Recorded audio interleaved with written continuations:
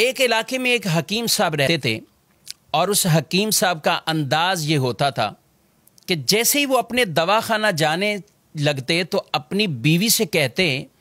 کہ آج کے دن تمہیں جو جو چیزیں درکار ہیں وہ ایک پرچے پر لکھ کر دے دو۔ اس کی اہلیہ وہ تمام چیزیں لکھ کر ان کو وہ چٹ تھما دیتی۔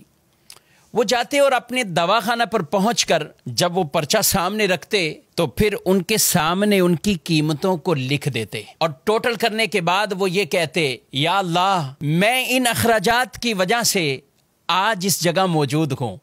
اور تیری عبادت چھوڑ کر ہی اس لیے آیا ہوں کہ میرے گھر کے یہ اخراجات پورے ہوں، اور جیسے یہ میری ضرورت پوری ہوگی میں اپنے اس دکان کو بند کر کے دوبارہ تیری عبادت میں مشغول ہونے کے لیے چلا جاؤں گا۔ یہ معاملہ اس کا چلتا رہا۔ ایک دن تو عجیب ہی معاملہ ہوا کہ جب دواخانہ پہنچے، پرچے کو سامنے رکھا، چٹ کو دیکھتے جا رہے ہیں، کہیں دودھ اور چینی اور گھر کے دیگر ضروریات کا تذکرہ ہے، لیکن لکھتے لکھتے ان کی بیوی نے سب سے آخر میں لکھا کہ بیٹی کا جہیز کا سامان۔ یہ پڑھتے ہی وہ گویا کہ دن میں ہی انہیں تارے نظر آنے لگ گئے اور وہ کچھ کھو گئے کہ یہ کیسے ہوگا، لیکن سب قیمتوں کو وہ لکھتے لکھتے جب اس جملے پر پہنچے تو حکیم صاحب نے آگے تحریر کیا کہ یہ اللہ کے کام ہیں، اللہ ہی جانے۔ حکیم صاحب نے یہ جملہ لکھا اور دواخانہ پہ جو مریض موجود تھے ان کو دوائیاں دینا شروع کی۔ ابھی ایک دو آدمیوں سے ہی فارغ ہوئے تھے کہ اچانک حکیم صاحب کے مطب کے سامنے ایک بڑی کار آ کر رکتی ہے اور اس میں سے ایک سوٹ بوٹ، ایک خوبصورت لباس پہنے ہوا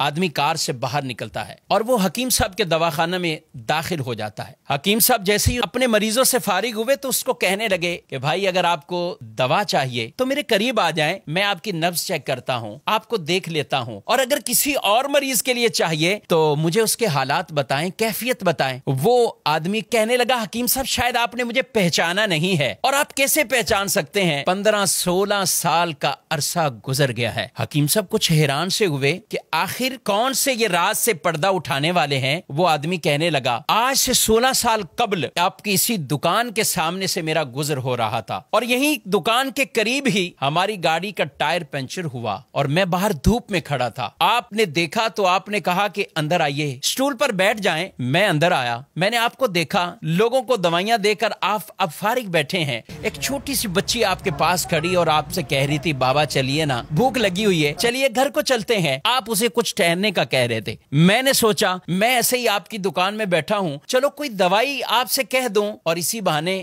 کچھ آپ کو رقم دے دوں۔ میں نے آپ سے کہا کہ حکیم صاحب ہماری شادی کو 6 سال ہو چکے ہیں، ہم 6 سال کے اندر ابھی تک اولاد کی نعمت سے محروم ہیں، بہت سی ادویات کا ہم نے استعمال کیا ہے، لیکن اب کچھ مایوسی سی ہو رہی ہے۔ آپ میری طرف متوجہ ہوئے اور آپ نے کہا بھائی اللہ کی رحمت سے نا امید نہیں ہونا چاہیے، اور دیکھو یہ دوائیاں جو کچھ بھی ہے جب اللہ چاہتا ہے تو ہی شفا ملتی ہے، جب اللہ کا حکم ہوتا ہے تو ہی ان دوائیوں کے اندر وہ اثر آتا ہے۔ آپ یہ باتیں بھی کرتے جا رہے تھے اور کچھ دوائیوں کی پڑیاں بھی آپ باندھتے جا رہے تھے۔ آپ کی گفتگو ختم ہوئی تو آپ نے مجھے 2 طرح کی دوائیاں میرے کھانے کے لیے، گھر والوں کے لیے دوائی دی، اور یہ دیتے ہوئے دعا بھی دی کہ اللہ نے چاہا تو اس میں اثر ہوگا اور آپ کو اللہ اولاد کی نعمت سے نوازے گا۔ میں نے کچھ پیسے نکالے، آپ سے پیسے پوچھے اور آپ کی طرف بڑھانے لگا تو آپ نے ایک جملہ کہا کہ نا پیسے نہیں، آج کا کھاتا کلیئر ہو چکا ہے، آج کھاتا بند ہو چکا ہے۔ میں کو سمجھا نہیں۔ قریب ہی بیٹھے ایک آدمی نے کہا حکیم صاحب کی مراد یہ ہے کہ حکیم صاحب جب گھر سے آتے ہیں تو آتے ہی سامنے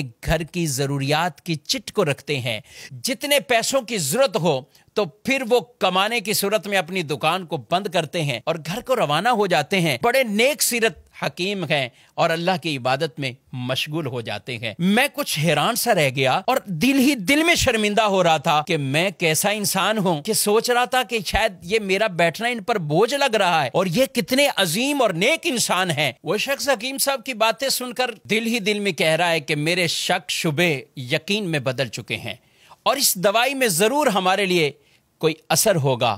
اور اللہ پاک اپنی رحمت سے ہمیں اولاد بھی دے گا۔ گھر جاتے ہی اپنی اہلیہ سے، بیوی سے وہ آدمی پوری کہانی کو بیان کرتا ہے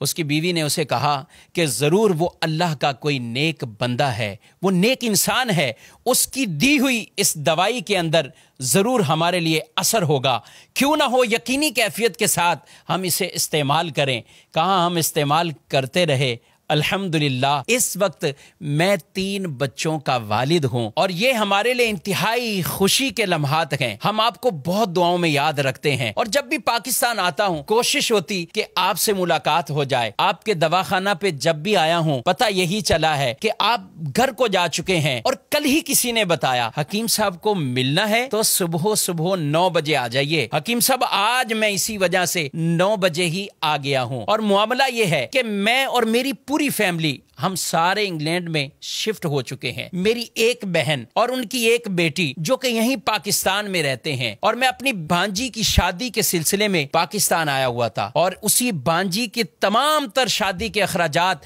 میں نے اپنے ذمہ راضی خوشی لیے تھے، اور میں اسی کی خریداری میں مصروف تھا۔ معاملہ کچھ یوں ہوا ہے کہ میں اپنی بھانجی کے ساتھ لاہور میں کبھی پاکستان کے دوسرے شہروں میں جا رہا تھا، سب جہیز کا سامان سب تیاری ہو چکی ہے، لیکن اسی دوران میری بھانجی کو بہت تیز بخار تھا، اور وہی بخار میری بھانجی کی موت کا سبب بنا ہے۔ میں اور میری بیوی جب آپس میں بیٹھے سامان خرید چکے ہیں، سب کچھ کر لیا ہے، اب اس سامان کا کیا جائے، تو فوراً آپ کی طرف ہمارا خیال گیا کہ جب 16 سال پہلے ہم آپ کے مطب میں آئے تھے تو ایک چھوٹی سی بچی وہ آپ کے پاس کھڑی کہہ رہی تھی بابا جان گھر چلو مجھے بھوک لگی ہے۔ تو میری بیوی نے مجھ سے کہا کیوں نہ ہو کہ ہم حکیم صاحب کا شکریہ اس انداز سے ادا کر دیں کہ یہ سارا بھانجی کا جو جہیز کا سامان ہے یہ حکیم صاحب کے گھر پہ پہنچا دیں۔ اور وہ ساتھ کہنے لگے کہ آپ نے مجھے اس بات سے منع نہیں کرنا ہے، رد نہیں کرنا،